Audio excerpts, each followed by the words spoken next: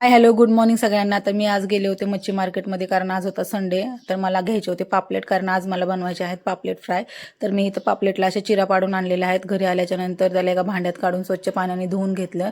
नंतर एका प्लेटमध्ये काढलं. त्याच्यामध्ये हळद, मीठ, कोकम, आगळ, आलं लसूणची पेस्ट, कश्मीरी मिरची पावडर, मच्छी फ्राय मसाला टाकलेला आहे. त्याच्यामध्ये धना पावडर असं सगळं मसाले टाकून व्यवस्थित 10 मिनिटासाठी ते तसेच ठेवलेले आहे मॅरिनेट करून.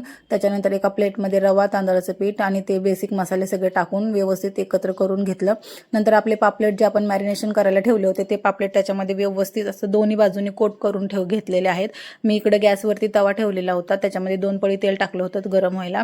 त्याच्यानंतर मच्छी अशी मी दोन्ही बाजूनी व्यवस्थित अशी कोट करून घेतलेली आहे. व्यवस्थित अशी कोट करून घ्यायची आणि नंतर गरम तेलात सोडलेली आहे. दुसरी पण मच्छी मी अशीच व्यवस्थित दोन्ही बाजूनी व्यवस्थित कोट करून घेतलेली आहे रवा आणि तांदळाच्या मिश्रणामध्ये. आणि ती पण मच्छी अशी तव्यावरती सोडली आणि दोन्ही बाजूनी खरपूस भाजून घेतली. झाली आपली पापलेट फ्राय. या जेवायला. धन्यवाद.